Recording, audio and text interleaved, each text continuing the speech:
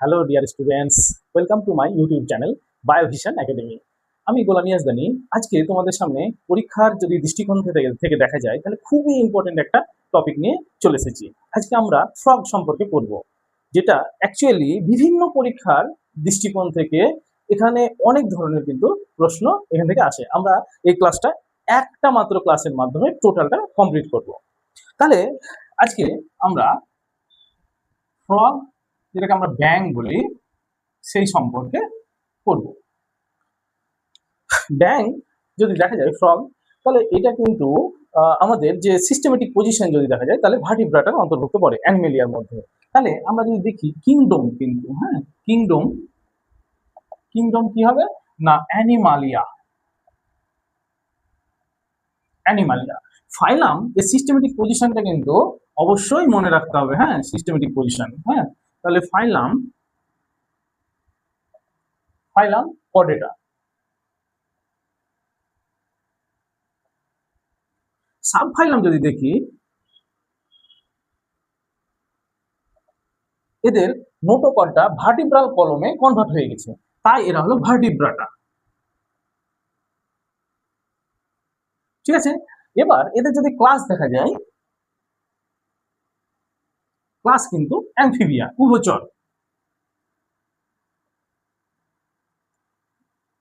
উভচর, ঠিক আছে। তাহলে অ্যামফিবিয়া কাদের বলা হয় পরেরটা বলছি। অ্যামফিবিয়া তারাই যারা স্থলবাসী কিন্তু যাদের নিষেকের জন্য জল বাধ্যতামূলক, তাদেরকে অ্যামফিবিয়া বলা হয়। ঠিক আছে, এবার যদি দেখি জিনাস,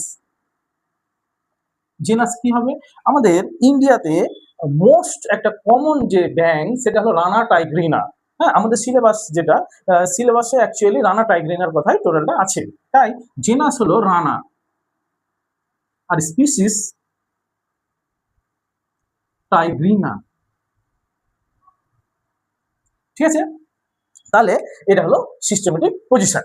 এবার আমরা যদি এই টোডকে দেখি, ব্যাং একে যদি দেখি, তাহলে দেখবো যে এরা কিন্তু কোল্ড ব্লাডেড। হ্যাঁ, এদের যদি রক্ত দেখা যায়, ব্লাড, এরা ব্লাড যদি দেখা যায় তাহলে ব্লাড হলো কোল্ড ব্লাডেড, ঠান্ডা রক্ত। যাদের রক্ত ঠান্ডা আমরা জানি ভালো করে, যেমন মাছ, ব্যাং, সরীসৃপ, এরা সকলেই কিন্তু ঠান্ডা রক্তযুক্ত। হ্যাঁ, তো এদেরকে বলা হয় পয়কিলোথামস বলা হয়। তাহলে যাদের রক্ত ঠান্ডা তাদেরকে পয়কিলোথামস বলা হয়। আমাদের রক্ত যেমন উষ্ণ, তাহলে আমরাকে বলা হবে হোমিওথামস। হ্যাঁ, নেক্সট যদি দেখা যায়, এদের খুবই গুরুত্বপূর্ণ দুটো টার্ম আছে। এবার যদি আমি বলি দুটো টার্ম খুবই গুরুত্বপূর্ণ। এক নম্বর যেটা বলি, এরা কিন্তু এনিমি থেকে বাঁচার জন্য, শত্রুর হাত থেকে বাঁচার জন্য কিন্তু দু ধরনের ক্রিয়ার কথা এনসিইআরটি তে মেনশন আছে। এক নম্বর যেটা হলো কেমোফ্লাজ। হ্যাঁ, এক নম্বর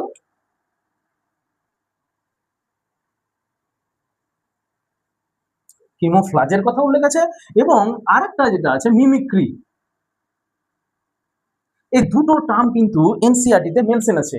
এরা শত্রুর হাত থেকে, এনিমি থেকে বাঁচার জন্য এই পদক্ষেপগুলো গ্রহণ করে। আমরা যদি কেমোফ্ল্যাজের কথা দেখি, কেমোফ্ল্যাজ কথার অর্থ হলো যে ব্যাকগ্রাউন্ডে যে কালার আছে বা ব্যাকগ্রাউন্ড যেটা আছে সেই কালারটা চেঞ্জ করতে পারে এরা। যেমন ধরে নাও, স্যান্ডের মধ্যে দিয়ে যাচ্ছে, বালির মধ্যে দিয়ে যাচ্ছে, বালির মতো রং ধারণ করে নিল। ঘাসের মধ্যে, গ্রাসের মধ্যে দিয়ে যাচ্ছে, ওইরকম সবুজ রং ধারণ করে নিল। এটাকে বলা হচ্ছে কেমোফ্ল্যাজ। ফলে শত্রু তাকে ঘাসের মধ্যে চিনতে পারলো না। এবার মিমিক্রির কথায় চলে আসি। মিমিক্রিটা হলো, তোমরা শুনবে যে বিভিন্ন গান মিমিক্রি করছে। হ্যাঁ, মানে কি কোন স্পিসিসের কপি করা। ধরে নাও কোন শত্রুর হাত থেকে বাঁচার জন্য একটা প্রজাপতি কি করে বলতো, তার যে পাখনাগুলো আছে, পাখনা দুদিকে দুটো পেঁচার মানে চোখের মতো মানে গঠন আছে, ফলে দেখে মনে হবে পেঁচা বসে আছে। হ্যাঁ, কিন্তু অ্যাকচুয়ালি ওটা হলো মথ। আবার সাপের মতো কিছু আকার করে আছে। হ্যাঁ, আবার কেউ ভয়েসটা কি করছে বলতো, একদম কপি টু কপি করছে। তাহলে কি বলতো, সেটাকে বলা হচ্ছে মিমিক্রি। এবার নেক্সট যে টপিক আমি বললাম যে এই টপিক দুটো খুব ইম্পর্টেন্ট, এটা একটা আর একটা আছে। এরা কিন্তু ঠান্ডা রক্তযুক্ত, তো পয়কিলোথামস, তো এরা কিন্তু বেশি উষ্ণ, বেশি গরম, উষ্ণ বা গরম এবং বেশি ঠান্ডা পরিবেশ এরা কিন্তু মানে সহ্য করতে অক্ষম। তার জন্য যখন বেশি মানে গরম, মানে সামার যেটা সময়, গ্রীষ্মকাল, গ্রীষ্মকালীন সময়ে আবার বেশি ঠান্ডা, যখন মানে প্রচুর শীতল পরিবেশ, সেই সময় কি করে এরা মানে গর্তের মধ্যে ঢুকে পড়ে। তাহলে এদের যে ফলে এরা কি করে বলতো, গর্তের মধ্যে ঢুকে গিয়ে এরা ঘুমিয়ে পড়ে। হ্যাঁ, এদের এই গ্রীষ্মকালীন যে ঘুম, সেই গ্রীষ্মকালীন ঘুমকে বলা হয় অ্যাস্টিভেশন। হ্যাঁ, এই গ্রীষ্মকালীন ঘুমের সময় আবার শীতকালীন ঘুমের সময় এরা কি করে, কিউটেনিয়াস রেসপিরেশন করে, মানে ত্বক দিয়ে কি করে বলতো, শ্বাস প্রশ্বাস চালায়। তো এদের যে গ্রীষ্মকালীন ঘুম, হ্যাঁ, তাহলে সামার স্লিপ, এদের সামার স্লিপকে বলা হয় অ্যাস্টিভেশন। মনে রাখবা, কিন্তু খুব গুরুত্বপূর্ণ। এবং এদের আর একটা কথা, যেটা এরা শীতের সময়ও গর্তের মধ্যে ঢুকে গিয়ে ঘুম দেয়। হ্যাঁ, তো এদের যে শীতল, মানে শীতল পরিবেশ থাকাকালীন উইন্টার যে এর সময় যে ঘুম, হ্যাঁ, উইন্টার যে স্লিপ, উইন্টার স্লিপ, তাকে বলা হয় হাইবারনেশন। খুবই গুরুত্বপূর্ণ এটা, কিন্তু দুটো কথা। তাহলে বুঝতে পারলা মোটামুটি এই চারটে কথা আর কি বললাম। একটা হলো এই সিস্টেমিক পজিশন, 2 নম্বর হলো এদের রক্ত হলো এরা হলো পয়ক্লোথামস, 3 নম্বর এদের এনিমি থেকে বাঁচার জন্য ক্যামোফ্লেজ এবং মিমিক্রি দেখা যায়। এদের কি সামার স্লিপ, মানে গ্রীষ্মকালীন ঘুমকে অ্যাস্টিভেশন বলা হয়, এবং উইন্টার স্লিপ যেটাকে শীতকালীন ঘুমকে হাইবারনেশন বলা হয়। এবার আমরা কিন্তু এই ফ্রগের ক্ষেত্রে কিন্তু মরফোলজি দেখবো। হ্যাঁ, ফ্রগের মরফোলজিটা বেশ কয়েকটা ছোট ছোট ছোট ছোট কথা আছে যেগুলো খুব গুরুত্বপূর্ণ। আমরা যদি একটা ফ্রগ দেখি, এমনি ফ্রগ একটা আঁকছি, ধরে নাও এরকম।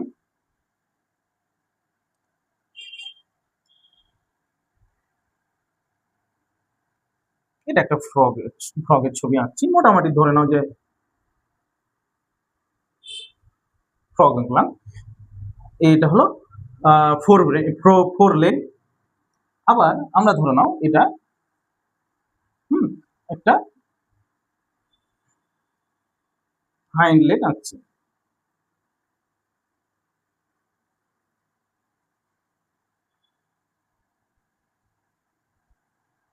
মোটামুটি ধরে নাও এটা একটা খুব ভালো ছবি হলো না, মোটামুটি একটা ধরে নিতে পারো যে এটা হলো ফ্রগ। ঠিক আছে, এই চোখ এঁকে দিলাম। এইখানে এদের একটা গঠন দেখা যায়, শোনো, মোটামুটি ধরে নিতে পারো এদের এটা ফ্রগ। ফ্রগের ক্ষেত্রে আমরা যদি দেখি যে মরফোলজি, আমরা এখন পড়ছি কিন্তু ফ্রগের মরফোলজি। এই মরফোলজিতে দেখবো কয়েকটা বেশ ইম্পর্টেন্ট কথা। হলো, প্রথম কথা হলো এরা হলো এক লিঙ্গ মানে পুরুষ আলাদা, স্ত্রী আলাদা। হ্যাঁ, তো এদের ক্ষেত্রে পুরুষদের ক্ষেত্রে যেটা এটা হলো ফোর লেগ। ঠিক আছে, এটা হলো হাইন্ড লেগ। ঠিক আছে, ফোর লেগে 1 2 3 4 চারটে ডিজিটস দেখা যায়, মানে চারটে আঙুলি দেখা যায়। হ্যাঁ, 4 ডিজিটস। হাইন্ড লেগ যেটা, সেটা 1 2 3 4 5টা আঙুলি গেছি। হ্যাঁ, তাহলে এদের হাইন্ড লেগে 5 ডিজিটস, 5টা আঙুল দেখা যায়। এখানে একটা কথা সেটা হলো কি, এই যে ফোর লেগ, পুরুষদের ক্ষেত্রে ফোর লেগে এইরকম এক ধরনের একটা গঠন দেখা যায়, যেটা কি করে না, যেটা নাম হলো কপুলেটারি প্যাড পুরুষদের ক্ষেত্রে। হ্যাঁ, কপুলেটারি প্যাড দেখা যায়। পুরুষদের ক্ষেত্রে এই গলায় ভোকাল স্যাক দেখা যায়। ওই জন্য পুরুষরা ডাকতে পারে বর্ষার সময়, ক ক করে ডাকে, যেটা ডাক শুনতে পাও, সেই ডাকটা পুরুষদের ডাক। তাহলে এটা হলো ভোকাল স্যাক, সি। হ্যাঁ, ভোকাল স্যাক। এই যে এই দুটো গঠন, এটা মেলদের ক্ষেত্রে দেখা যায়, ফিমেলের ক্ষেত্রে মানে ফিমেলের ক্ষেত্রে এটা কি বলতো, গঠন দেখা যায় না। তাই এরা এক লিঙ্গ কিন্তু। হ্যাঁ, এই ভোকাল স্যাকের সাহায্যে ফিমেলকে আকৃষ্ট করে, ডাকে কাছে, রিপ্রোডাকশনের জন্য, মানে মিলনের জন্য, যৌন মিলনের জন্য। এই যে কপুলেটারি প্যাড যেটা অগ্রপদের ফার্স্ট ডিজিটে কিন্তু থাকে, এটা ফার্স্ট ডিজিট, এটা লাস্ট ধরে নাও। হ্যাঁ, এই কপুলেটারি প্যাডে কি করে, যখন স্ত্রী ব্যাং নিচের দিকে থাকে, এবং এরকম নিচের দিকে থাকে, পুরুষ ব্যাং কি করে স্ত্রী ব্যাঙের উপর এভাবে অ্যাটাচড হয়। হ্যাঁ, অ্যাটাচড হয়। আর এই সামনে যে 1 নম্বর যে ডিজিট, তারতে কপুলেটারি প্যাড থাকে, ওই কপুলেটারি প্যাড দিয়ে এইভাবে আঁকড়ে ধরে। ফলে যৌন মিলন করতে সুবিধা হয়। তো এবার নেক্সট যদি দেখি এরা কিন্তু যে লোকোমোশন যদি দেখি, এদের লোকোমোশনটা লিখে নিবা, লোকোমোশনটা এদের কি এরা হাঁটাচলা করতে পারে, নর্মাল কথা। এদের আরেকটা কথা যেটা, সেটা হলো এরা জাম্প করতে পারে। হ্যাঁ, এরা কিন্তু জাম্প করতে পারে, কারণ এদের অগ্রপদের থেকে যে পশ্চাৎ পদ সেটা মাস্কিউলার, বেশি স্ট্রং। ঠিক আছে। 3 নম্বর কথা যেটা, এদের যে পায়ের কথা একটা আছে, এরা কিন্তু সাঁতার কাটতে পারে জলের মধ্যে। কেন সাঁতার কাটতে পারে? তার কারণ এদের যে পা গুলো রয়েছে, এই পায়ে কিন্তু এইরকম ওয়েবড রয়েছে, যেগুলোকে লিপ্ত পদ বলা হয়। ঠিক আছে, লিপ্ত পদ রয়েছে পায়ে এগুলো। তাহলে লিপ্ত পদ রয়েছে, এই লিপ্ত পদ রয়েছে বলেই ওয়েবড, WWED, ওয়েবড রয়েছে মানে লিপ্ত পদ।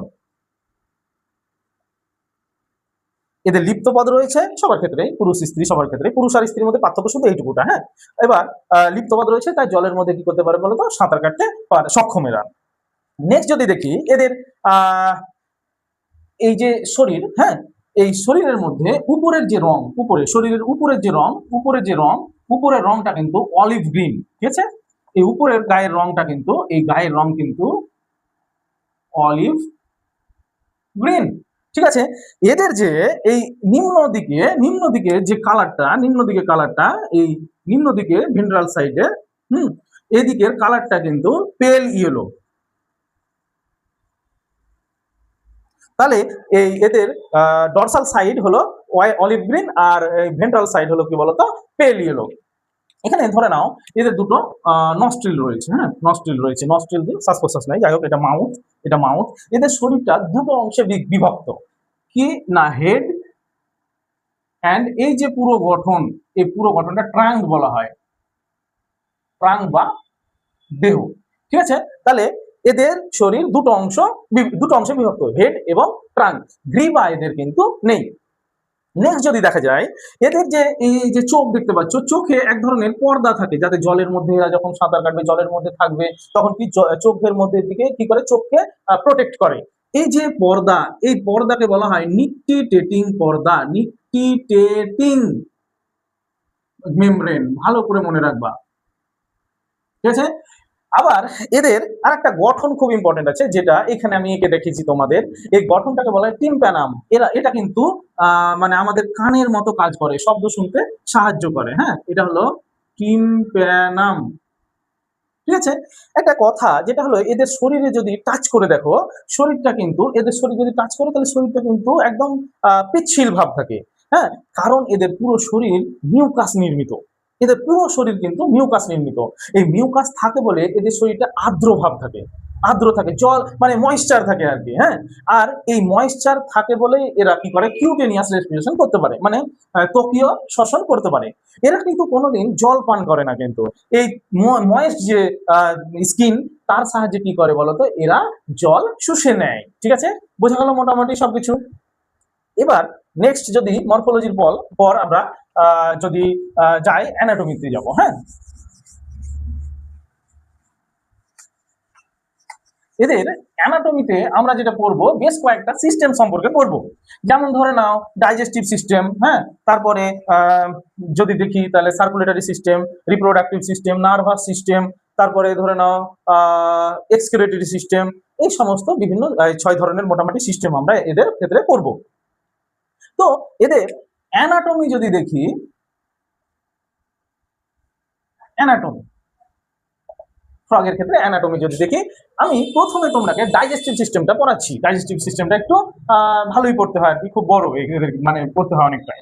তো ফার্স্ট যেটা পড়াচ্ছি সেটা হলো কি বলতো, ডাইজেস্টিভ সিস্টেম মানে পরিপাক তন্ত্র। হ্যাঁ, পরিপাক তন্ত্র এদের দুটো ভাগে বিভক্ত, একটা হলো পরিপাক নালী আর একটা হলো পরিপাক গ্রন্থি। তোমরা আশা করি জানো যে পরিপাক গ্রন্থি ব্যাপারটা কি। গ্রন্থি মানে যে সমস্ত যারা কোনো কিছু ক্ষরণ করে, তারা হলো গ্রন্থি। আর যে পথের মাধ্যমে খাদ্য যায় সেটা হলো পরিপাককারী নালী। এদের অ্যাকচুয়ালি যদি পরিপাক মানে নালীটা দেখি আমি প্রথমে, তারপরে গ্রন্থিতে যাচ্ছি। পরিপাক নালী দেখি, তাহলে প্রথমে দেখবো এইরকম ভাবে এদের ক্ষেত্রে, এদের এই মুখছিদ্র ধরে নাও। এদের একটা ইম্পর্টেন্ট জিনিস তোমাকে বলি, এদের যে মুখছিদ্র আঁকলাম, আর একটা কথা বলে দিই, এদের জিহুব্বা যেটা, সেটা হলো বাইলোব, এরকম টাইপের জিহুব্বা, দুটো লোভ যুক্ত। হ্যাঁ, এটা হলো মুখছিদ্র, হ্যাঁ, এটা হলো মুখ। তাহলে এদের মুখ থেকে মাউথ থেকে শুরু হলো, মাউথ থেকে শুরু হলো। হ্যাঁ, তো মাউথের পর এদের একটা ফাঁকা জায়গা, কমন ফাঁকা জায়গা, নাসারন্ধ্র আর এই মুখের কমন যে জায়গা, সেই জায়গাটাকে বলা হয় বাক্কাল ক্যাভিটি। এদের মাউথের পর 1 নম্বর ধরে নাও, মাউথ ধরলাম, লাইন বাই লাইন পরপর কি অবস্থিত সেটা বলছি, সেটা হলো বাক্কাল ক্যাভিটি। ঠিক আছে, তাহলে 1 নম্বর যদি মাউথ হয় তাহলে 2 নম্বর কি হলো বলতো, বাক্কাল ক্যাভিটি। এদের জিহ্বা দিয়ে প্রথমে, এদের জিহ্বাটা কিন্তু বাইলোব এবং স্টিকি, চিটচিটে এরকম ভাবে জিহ্বা আছে, এইভাবে ছড়িয়ে দিল, এখানে আটকে থাকবে, এইভাবে ছড়িয়ে দিল, দিয়ে কোনো পতঙ্গ টতঙ্গ কিছু পড়ে গেল এবং সেটাকে খাদ্য হিসেবে গ্রহণ করে নিল। এরা কিন্তু শাকাশী নয়, এরা কি বলতো, মাংসাশী। তাই এদের ডাইজেস্টিভ সিস্টেমটা, নালীটা যেটা, হ্যাঁ, তো এই নালীটা কিন্তু টিউব, ডাইজেস্টিভ টিউবটা কিন্তু কি হয় বলতো, ছোট হয় তুলনামূলকভাবে, কারণ এরা মাংসাশী। হ্যাঁ, মাংসাশীদের ডাইজেস্টিভ নালীটা যেটা, সেটা ছোট হয়। তো এই স্টিকিতে পতঙ্গ টতঙ্গ, এরকম পতঙ্গ কিছু এরকম আটকে গেল, ওই পতঙ্গকে কি করলো বলতো, এই মুখচ্ছিদ্রের মাধ্যমে তখন বাক্কাল ক্যাভিটিতে পাঠিয়ে দিল। বাক্কাল ক্যাভিটির পর এদের পরবর্তীতে একটা মানে এই জাংশন থাকে, যেটাকে বলা হয় ফ্যারিংস। ফ্যারিংস, তাহলে 3 নম্বরে আমরা দেখলাম ফ্যারিংস আছে। তারপর এই নালী চলে আসছে। হ্যাঁ, এই যে নালী আমাদের, যেমন এই সামনে দিয়ে নালী আছে, এই নালীর মতো চলে আসছে, এই নালী এইভাবে উন্মুক্ত হচ্ছে, খাদ্যগুলো এভাবে আসছে, খাদ্য। এই যে নালী চলে এলো, এই নালীকে বলা হয় ইসোফেগাস। এটা 4 নম্বর ধরে নিচ্ছি, ইসোফেগাস। ইসোফেগাসের পর এদের আমাদের যেমন ইয়ে স্টোম্যাক হয়, ওদেরও কি আছে বলতো, এইভাবে লম্বা চওড়া একদম স্টোম্যাক আছে। হ্যাঁ, স্টোম্যাক, ঠিক আছে, পাকস্থলী, স্টোম্যাক বা পাকস্থলী এদের রয়েছে। নেক্সট কি বলতো, এই পাকস্থলীর এই জায়গাটা এইরকম ভাবে এস এর মতো ভাবে ব্যান্ড হয়ে যায়। ঠিক আছে, এই এস এর মতো যে ব্যান্ড হয়ে যায়, এটা হলো ডিওডিনাম, ডিইউও, ডিওডিনাম। তারপর এইটা এইভাবে এরকম চলে আসছে, এরকম চলে আসছে। এই যে নালীটা এদের ইলিয়াম, ILEUM, ইলিয়াম। এদের দুজনের মিলিত রূপকে বলা হয় ইন্টেস্টাইন। এটা ক নম্বর হলো বলতো, 6 নম্বর। তাহলে এদের স্টোম্যাকের পরবর্তীতে অংশ যেটা, সেটা হলো ইন্টেস্টাইন। এদের কিন্তু ডিওডিনাম, ইন্টেস্টাইনে ডিওডিনাম এবং ইলিয়াম আছে। আমাদের ক্ষেত্রে কি আছে, ডিওডিনাম আছে, তারপর জেজুনাম আছে, তারপর ইলিয়াম আছে। হ্যাঁ, এদের ক্ষেত্রে জেজুনাম অনুপস্থিত। নেক্সট যদি দেখা যায়, এই অংশটা একটু এইভাবে কি হয়ে যায় বলতো, ফানেল আকৃতির হয়ে যায়। এই অংশটাকে বলা হয় রেকটাম, রেকটাম। এটা ধরে নাও 7 নম্বর। এই রেকটামের পর এই লম্বা অংশটা যেটা ক্লোয়েকা, ঠিক আছে, এটা হলো ক্লোয়েকা, এটা 8 নম্বর। হ্যাঁ, এই জায়গাটাকে বলা হয়, যেটা ওপেন সাইড ক্লোয়েকার পর, সেটা হলো ক্লোয়েকাল অ্যাপেন্ডেজ, অ্যাপেন্ডেজ। ক্লোয়েকাল অ্যাপেন্ডেজ, তাহলে 9 নম্বর। ঠিক আছে, তাহলে আমরা যদি পরিপাক নালীটা দেখি, পরিপাক নালীটা মুখ, তারপর কি এই খাদ্য আসছে মুখ, তারপর বাকাল ক্যাভিটি, তারপর ফ্যারিংস, তারপর ইসোফেগাস, তারপর স্টোম্যাক, তারপর ইন্টেস্টাইন, ইন্টেস্টাইনের দুটো অংশ ডিওডিনাম, ইলিয়াম, তারপরে কি রেকটাম, দেন কি বলতো ক্লোয়েকা, আর ক্লোয়েকা অ্যাপেন্ডেজ। এটা হলো নালীর কথা বললাম, পরিপাক নালী। এবার আমরা বলবো পরিপাক গ্রন্থি। এদের ক্ষেত্রে যদি পরিপাক গ্রন্থি দেখতে যাই, তাহলে দেখবো যে পরিপাক গ্রন্থিতে প্রথমে এইরকম ভাবে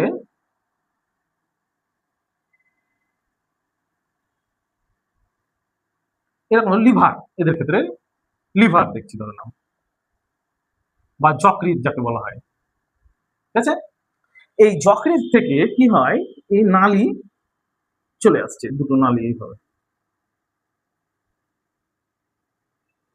এই নালী চলে আসছে। ঠিক আছে, যকৃৎ থেকে এই নালী এসে একটা জায়গায় যুক্ত হয়। এই যে এটা হলো গল ব্লাডার, গল ব্লাডার, ঠিক আছে, বা পিত্তথলি একে বলা হয়। এখানে এই লিভারের মধ্যে কিন্তু মনে রাখবা যে বাইল তৈরি হয়, লিভারের মধ্যে কিন্তু কি তৈরি হয় বলতো, বাইল, বাইল বা পিত্ত তৈরি হচ্ছে। হ্যাঁ, বাইল বা পিত্ত তৈরি হচ্ছে। এই পিত্তগুলো এই রাস্তা বরাবর এসে এই পিত্তথলির মধ্যে কি হয় বলতো, সঞ্চয় হবে, ঠিক আছে। নেক্সট কি হয়, এইখান থেকে এই নালী ওপেন ঘটলো, ঠিক আছে, ওপেন ঘটলো, একটা নালী গেল যেটাকে বলা হয় বাইল ডাক্ট, ঠিক আছে, মানে পিত্তনালী, এটাকে বলা হচ্ছে পিত্তনালী বা বাইল ডাক্ট, বাইল ডাক্ট। হ্যাঁ, এই পিত্তনালী তো এইভাবে আসছে, পরবর্তীতে এই জায়গাটাতে একটা গ্রন্থি থাকে। হ্যাঁ, এই গ্রন্থিটা এরকম ভাবে ধরো না, এই পাতার মতো গঠন, অনেকেই জেনেছো প্যাঙ্ক্রিয়াস, এইভাবে ওপেন হলো, এই জানো যে এইরকম ভাবে প্যাঙ্ক্রিয়াস, প্যাঙ্ক্রিয়াস এই যে অন্তঃক্ষরা বহিঃক্ষরা অংশ রয়েছে, তো বহিঃক্ষরা অংশ থেকে উৎসেচক গুলো, প্যাঙ্ক্রিয়াটিক জুইস গুলো, এটা হলো প্যাঙ্ক্রিয়াস। তাহলে প্যাঙ্ক্রিয়াস থেকে খরিত হবে প্যাঙ্ক্রিয়াটিক জুইস, পিত্ত রস। তো নেক্সট যেটা এইখানে এসেই কিন্তু কি হয় বলতো, এই প্যাঙ্ক্রিয়াসের জুইস গুলো এইভাবে এই নালীতে ওপেন হয়, মানে নালীতে পড়ে। এই নালী তখন পরবর্তীতে এইভাবে যাবে। হ্যাঁ, এই নালী তখন পরবর্তীতে এইভাবে গিয়ে এই ডিওডিনামে গিয়ে কি হয় বলতো, উন্মুক্ত হয়। এরকম তো মাথায় রাখতে হবে, কোথায় গিয়ে উন্মুক্ত হয়, যে ইন্টেস্টাইনের ডিওডিনামে। এখন এই নালীটা তো এই মানে পিত্তনালী তো ছিলই, তারপরে প্যাঙ্ক্রিয়াটিক নালীও যুক্ত হয়ে গেছে, তাই এটাকে বলা হয় কমন একটা নালী বলা হয়, তাই এটাকে বলা হয় কমন বাইল ডাক্ট, কমন বাইল ডাক্ট।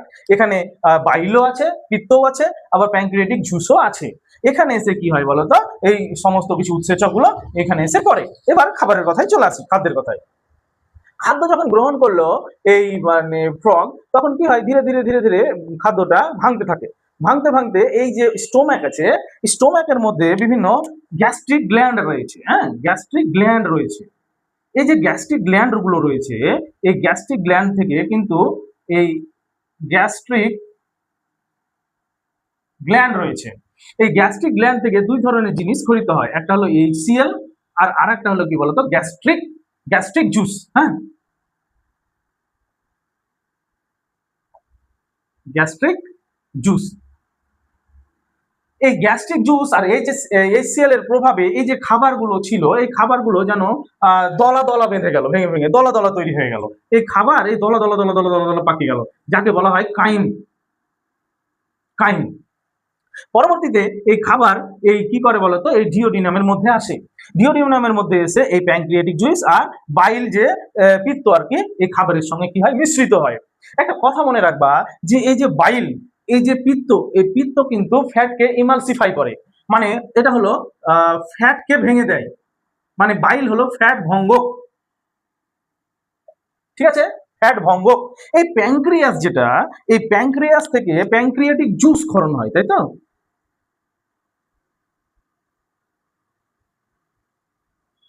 প্যাঙ্ক্রিয়াটিক জুস ক্ষরণ হয়।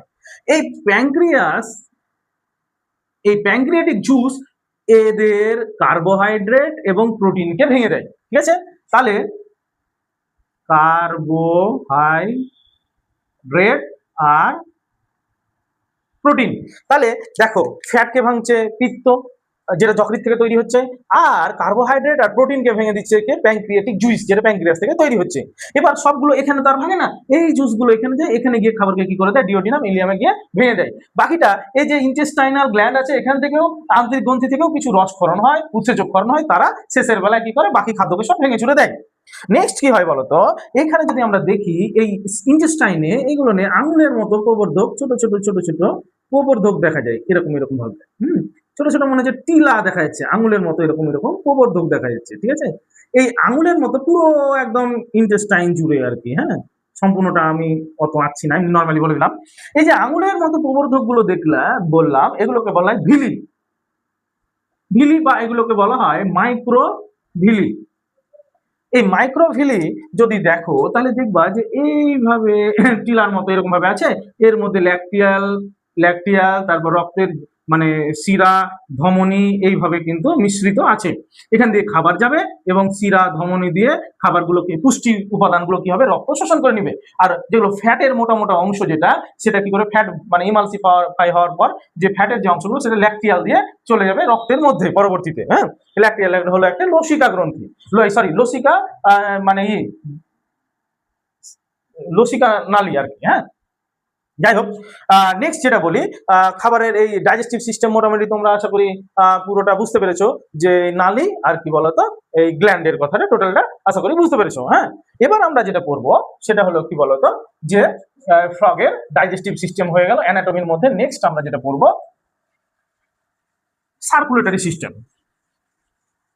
ঠিক আছে, তো সার্কুলেটরি সিস্টেম যদি দেখি এদের, তাহলে দেখবো এদের হৃৎপিণ্ড কিন্তু 3 প্রকোষ্ঠযুক্ত। ঠিক আছে, এদের আমরা যদি এটা হৃৎপিণ্ড একটা আঁকি, তাহলে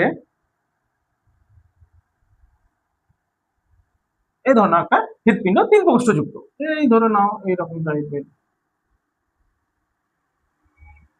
এইখান থেকে একটা সেপারেশন এঁকে দিলাম। এদের 3 প্রকোষ্ঠযুক্ত হৃৎপিণ্ড। আর একটা কথা বলি, এদের দুটো তাহলে অলিন্দ আর একটা কি আছে বলতো, এরকম নিলয় রয়েছে। এটা এদিকে যদি আমি দাঁড়াই, তাহলে এদিক হবে আমার ডান, ওই দিক হবে বাম। তাহলে এই দিক বাম অলিন্দ, হ্যাঁ, এদিক যেটা হবে বাম, একদম সুন্দরভাবে শুনবা না, এটা বুঝতে পারবো না, বাম অলিন্দ। এটা কিন্তু তাহলে ডান অলিন্দ, আর এটা নিলয়। এর বাম ডান তো কিছু নয়, একটাই তো, তাই নিলয়। যাই হোক, এবার কথা হলো যে এইখানে ধরে নাও ফুসফুস আছে,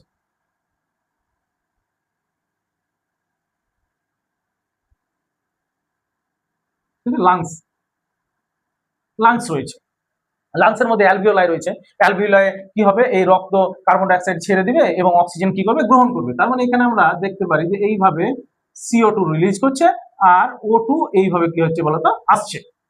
হ্যাঁ, এখানে পরবর্তীতে আমি যদি এইদিকে দেখি, তাহলে ধরে নাও যে এখানে কলাকোষ, টিস্যু ধরে নাও, এগুলো টিস্যু।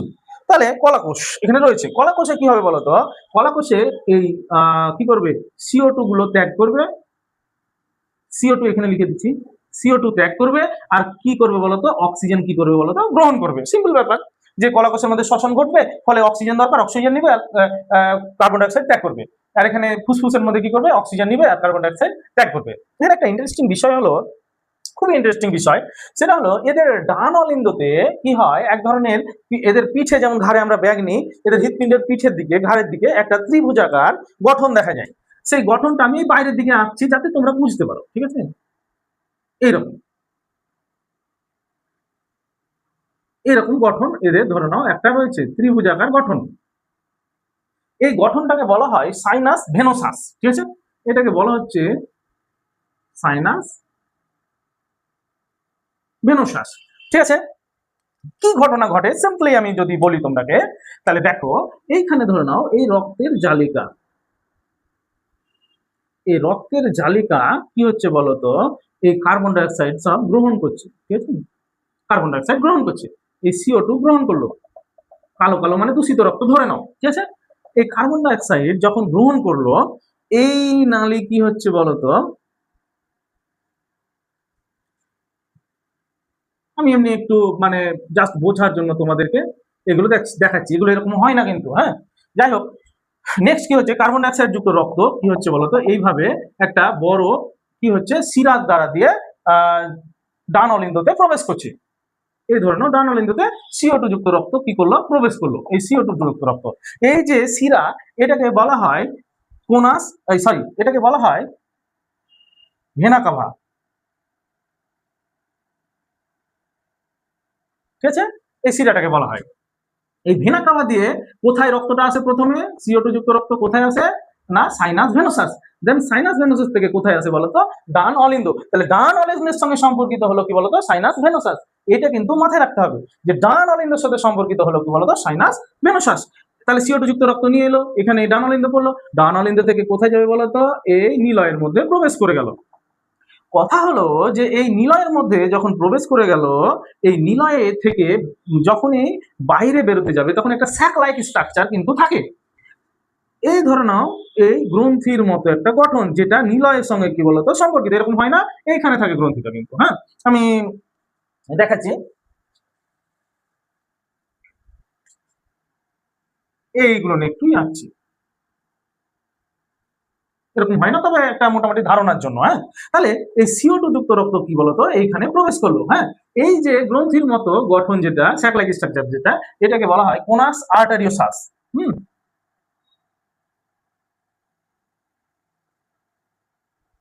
এই কোনাস আর্টারিওসাস থেকে কি হয় বলতো, এই CO2 যুক্ত রক্ত পরবর্তীতে এইভাবে CO2 যুক্ত রক্ত কিন্তু, হ্যাঁ, দূষিত রক্ত কি হচ্ছে এইভাবে চলে আসে কোথায় বলতো, এখান দিয়ে দিচ্ছি না, এইভাবে দিচ্ছি,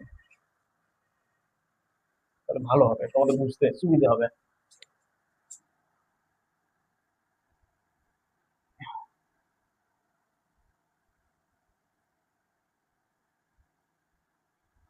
এই দেখো ফুসফুসের কাছে চলে এলো। তাহলে এই জায়গাটা একটু মানে ভালো করে বুঝে নিতে হবে, হ্যাঁ। এই যে CO2 তাহলে ও কি করবে, ত্যাগ করে দেবে, আর অক্সিজেনকে কি করবে বলতো, গ্রহণ করবে। তাহলে এখান থেকে এই CO2 যুক্ত রক্ত কি হচ্ছে বলতো, এইভাবে CO2 যুক্ত রক্ত এখান থেকে ত্যাগ হচ্ছে, CO2 যুক্ত রক্ত ত্যাগ হচ্ছে। এবার পরবর্তীতে কি হচ্ছে, এইভাবে কি হচ্ছে এখানে এই O2 যুক্ত রক্ত ধরে নাও, এটা কিন্তু টাচ করে দিই, ভালো লাগবে দেখতে, নাহলে ভালো লাগবে না, হ্যাঁ, উল্টো হয়ে গেল,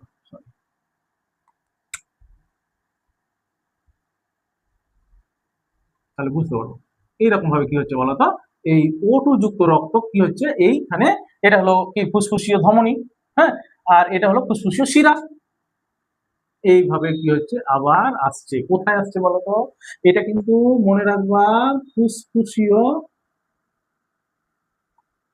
ধমনী, এই শিরা, এটা কিন্তু ধমনী, ঠিক আছে, কোনা সার্কাইটিসের পর এইটা কিন্তু এইভাবে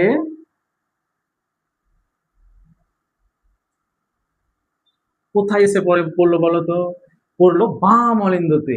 তাহলে বাম অলিন্দতে অক্সিজেন যুক্ত অক্সিজেনেটেড ব্লাড এসে পড়লো, ঠিক আছে।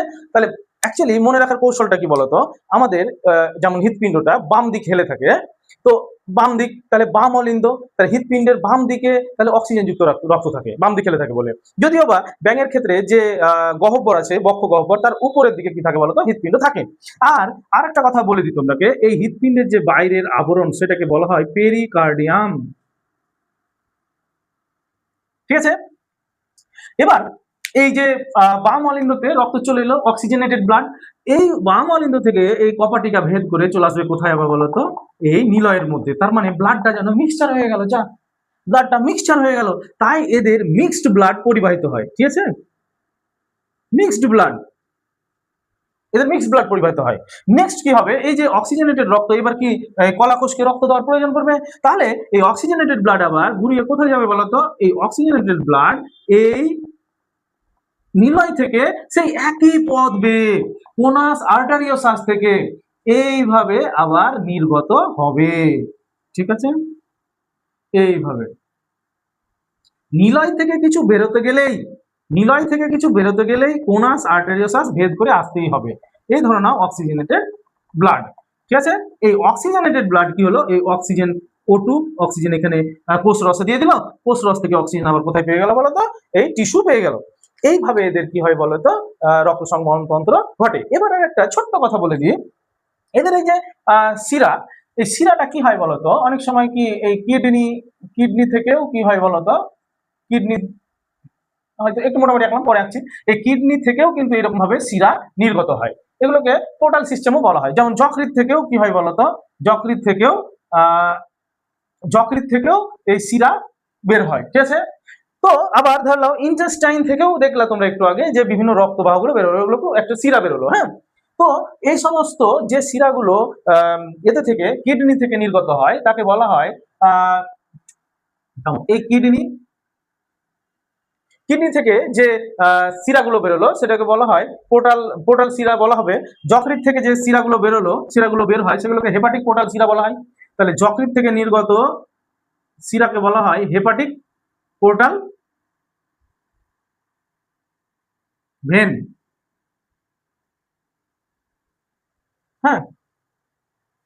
তো যাই হোক, আর কিডনি থেকে নির্গত যে ভেন সেটা আমার এখন অ্যাকচুয়ালি মনে পড়ছে না, আমি পরে বলে দিচ্ছি মনে পড়লে, হ্যাঁ। তো যাই হোক, আবার ইন্টেস্টাইন থেকেও ভেন নির্গত হয়, হ্যাঁ। তাহলে আশা করি মোটামুটি তোমরা এই রক্ত সংবহন তন্ত্র সম্পর্কে মোটামুটি বুঝতে পেরেছো, ঠিক আছে। তো পরবর্তীতে আমরা যেটা পড়বো সেটা হলো এদের নার্ভাস সিস্টেম, ঠিক আছে।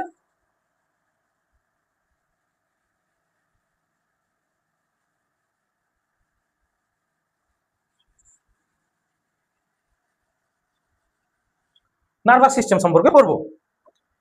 এদের যদি নার্ভাস সিস্টেম,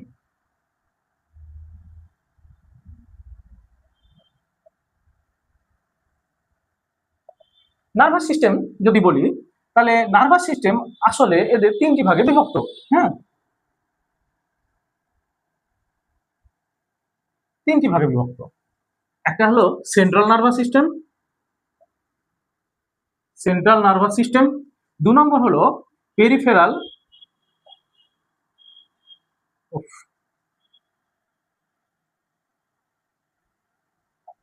আর একটা হলো অটোনোমাস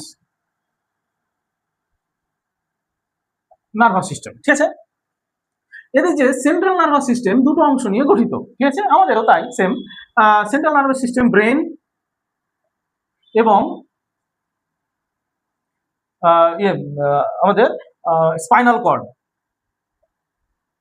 ও ওটা মনে পড়লো আমার, ওটা রেনাল পোর্টাল সিস্টেম বলা হয়। কিডনি থেকে যে শিরা নির্গত হয় সেটা হলো কি বলতো, রেনাল পোর্টাল সিস্টেম বলা হয়। কিডনি মানে রেনাল, হ্যাঁ। যাই হোক, স্পাইনাল কর্ড, ঠিক আছে।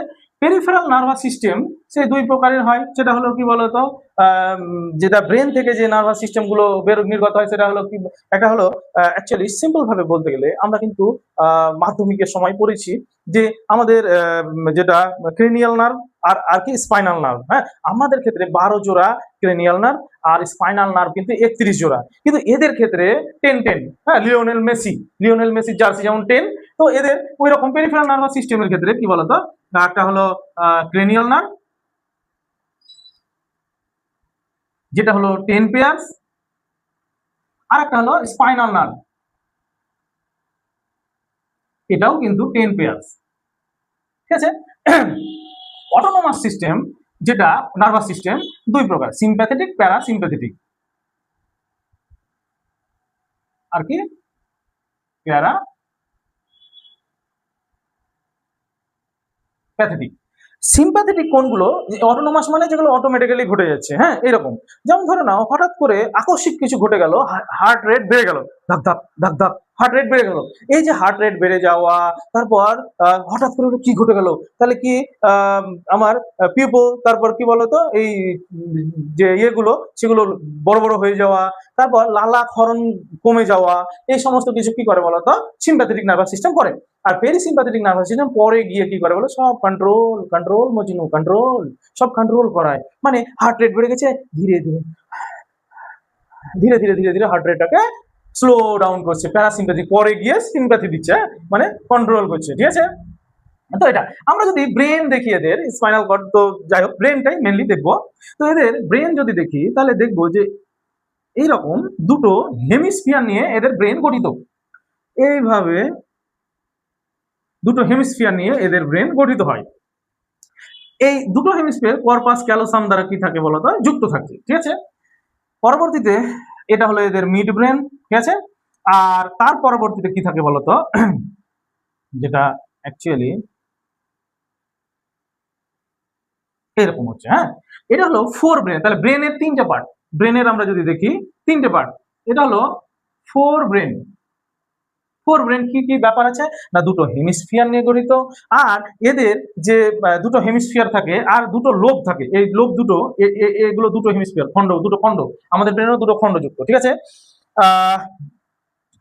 আর এই দুটো লোব এদের দেখা যায়, যেটাকে অলফ্যাক্টরি লোব বলা হয় এদের। তাহলে ফোর ব্রেনে কি কি থাকছে, দুটো হেমিস্ফিয়ার, অলফ্যাক্টরি লোব থাকে, ডাইনসেফালনও থাকে, হ্যাঁ, ঠিক আছে। এবার মিড ব্রেন, এটা mid brain, mid brain, mid brain যদি দেখি তাহলে এদের দেখবো মিড ব্রেনে অপটিক লোব থাকে, কিন্তু মিড ব্রেনে এদের, হ্যাঁ, মানে এই অপটিক লোব এখানে থাকে। তারপরে হাইন্ড ব্রেনে যদি দেখি, এই হাইন্ড ব্রেনে দুটো পার্ট ইম্পর্টেন্ট দেখতে পাবো, একটা সেরিবেলাম, সেরিব্রাম আর সেরিবেলামের মধ্যে পার্থক্য কিন্তু বুঝতে হবে। সেরিব্রাম আলাদাই গাম্ভীর্য, গুরু মস্তিষ্ক। সেরিব্রাম গুরু গুরু গুরু, ভাবই আলাদা, বুঝতে পারছো কিনা, মানে গুরু মস্তিষ্ক।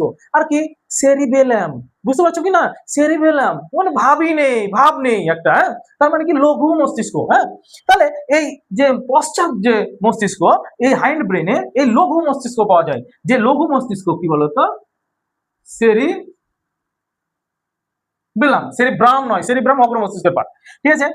আর কি হয়, মেডালম লঙ্গাটা, ঠিক আছে, সুষুম্না শীর্ষ অব লঙ্গাটা, ঠিক আছে, সুষুম্না শীর্ষ। এই যে মস্তিষ্ক, হ্যাঁ, এই মস্তিষ্ক এটা স্পাইনাল কর্ড, এই মস্তিষ্ক আর স্পাইনাল কর্ডের মধ্যে একটা ছিদ্র সংযোগ রক্ষা করে, যাকে বলা হয় ফোরামেন অফ ম্যাগনাম, বুঝতে পারলাম, এই ফোরামেন অফ ম্যাগনাম। তাহলে এদের নার্ভাস সিস্টেম মোটামুটি বুঝতে পেরেছো, নার্ভাস সিস্টেম হয়ে গেল। পরবর্তীতে এদের আমরা রেসপিরেটরি সিস্টেম পড়বো।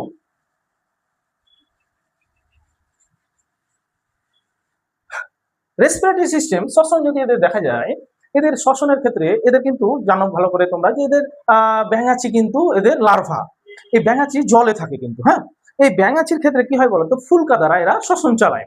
এবার নেক্সট কি বলতো, এদের যদি আমরা অ্যাডাল্ট প্রাণী দেখি, তাহলে অ্যাডাল্টের ক্ষেত্রে এদের তিন ধরনের কিন্তু রেসপিরেশন দেখতে পারবো। একটা হলো কিউটেনিয়াস রেসপিরেশন, ত্বকীয় শোষণ। এই ত্বকীয় শোষণ কিন্তু ওরা জলে থাকাকালীন অবস্থায় কিন্তু ত্বকীয় শোষণ করে। আবার হাইবারনেশন, অ্যাস্টিভেশন, শীত ঘুম, গ্রীষ্ম ঘুম, এই সময়ও কিন্তু ত্বকীয় শোষণ, যা মানে কিউটেনিয়াস রেসপিরেশন কিন্তু করে। আর পরবর্তীতে এদের যে বাক্কাল ক্যাভিটি বলেছিলাম, এই বাক্কাল ক্যাভিটি দ্বারাও কিন্তু এরা রেসপিরেশন চালাতে পারে। তাছাড়াও এদের নর্মাল যেটা কথা, সেটা হলো এদের গোলাপি রঙের দুটো কি থাকে না, লাংস থাকে। তাহলে এরা ফুসফুসের মাধ্যমেও কি করে বলতো, শ্বসন চালায়। তাহলে এই হলো রেসপিরেটরি সিস্টেম, মোটামুটি বুঝতে পারলাম। হ্যাঁ, আর এক্সট্রা কিছু সেরকম কিছু লাগে না। এরপরে আমি এদের এক্সক্রিটরি সিস্টেম পড়াবো। দেখো, এক্সক্রিটরি সিস্টেম যদি দেখি, মানে রেচন যে তন্ত্র, এদের এই ধরে নাও কিডনি, দুটো কিডনি, এই কিডনির ভেতরে কিন্তু অ্যাড্রিনাল গ্ল্যান্ড থাকে, আমাদের কিন্তু উপরে থাকে, ঠিক আছে, অ্যাড্রিনাল,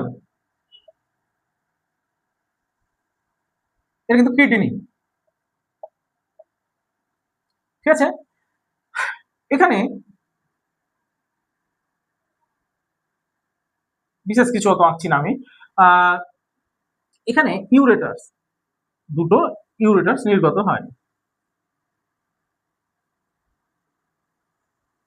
এই ইউরেটাস গুলো তোমরা একটু আগে দেখেছিলাম যে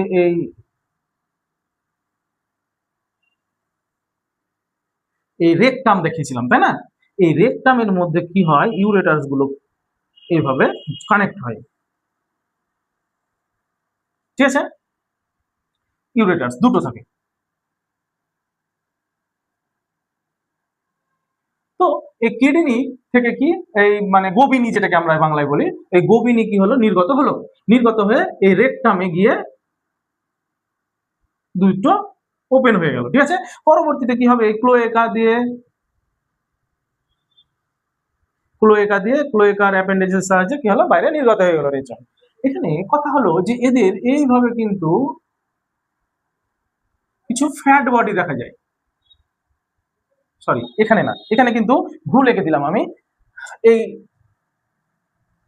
রেচনটা আগে কমপ্লিট করে নি, তারপর বলছি সমস্ত কিছু। হ্যাঁ, এদের প্রধান রেচন পদার্থ যেটা, এদের প্রধান রেচন পদার্থ হলো কিন্তু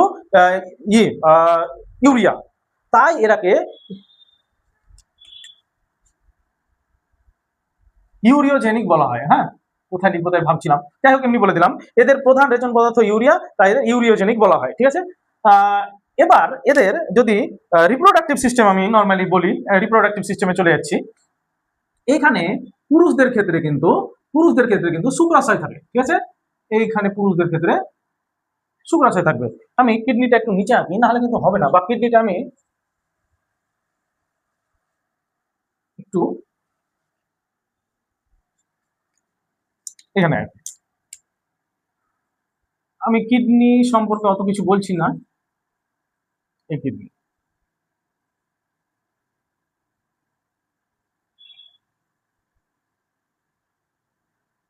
ঠিক আছে। এই কিডনির উপরে এইভাবে দুটো শুক্রাশয় থাকে। এই শুক্রাশয় দুটো মোটামুটি 10 থেকে 12টি, শুক্রাশয় দুটি থেকে এই 10 থেকে 12টি এরকম নালী কিন্তু এই কিডনি পথ বেয়ে এই নালীগুলো 10 থেকে 12টি থাকে। হ্যাঁ, এটা মাথায় থাকে জানো, এইভাবে নির্গত হয়। এই নালীগুলোকে বলা হয় ভাসা ইফারেন্সিয়া। ঠিক আছে, এই ভাষা ইফারেন্সিয়া গুলো 10টা থেকে 12টি করে থাকে। এই ভাষা ইফারেন্সিয়া দিয়ে স্পাম কি করে, এই ইউরেটাস দিয়ে কিন্তু কি করে বলতো, এই ওপেন হয়। তারপর এটা, তার জন্য এটাকে বলা হয় ইউরিও রিপ্রোডাক্টিভ নালী বলা হয়। এটা পুরুষদের ক্ষেত্রে বললাম আমি। হ্যাঁ, ইউরিও জেনিটাল নালী, ডাক্ট। তো এটা ইউরিও জেনিটাল ডাক্ট, তো এটা পুরুষদের ক্ষেত্রে বললাম। কিন্তু কিন্তু যদি স্ত্রীদের ক্ষেত্রে দেখা যায়, তার আগে আমি আর একটা ছোট্ট কথা বলে দিই, যে এখানে কিন্তু এইভাবে ফ্যাট বডি থাকে অনেকগুলো, এদের এই শুক্রাশয়ের এই উপরে ফ্যাট বডি থাকে। এই ফ্যাট বডি কি করে না, খাদ্য সঞ্চয় করে রাখে, ফ্যাট সঞ্চয় করে রাখে। এইখানে কি করে, ওরা যখন হাইবারনেশন অ্যাক্টিভেশনে থাকে তখন খাদ্য সংগ্রহ কোথা থেকে খাদ্য করবে বলো তো, বাইরে থেকে তো খাচ্ছে না, চুপচাপ ঘুমাচ্ছে, রিল্যাক্স। তাহলে এই ফ্যাট গুলো ভেঙে ভেঙে ভেঙে ভেঙে কি করে পুরো শরীরে কি করে পুষ্টির যোগান দেয়। এবার নেক্সট যদি আমি স্ত্রী ব্যাঙের কথা বলি, এটা পুরুষ ব্যাঙের কথা বললাম। স্ত্রী ব্যাঙের ক্ষেত্রে এদের কি হয় বলতো, এইরকম ভাবে ডিম্বাশয় লেগে থাকে। ডিম্বাশয়ের বাইরে এইভাবে ওভিডাক্ট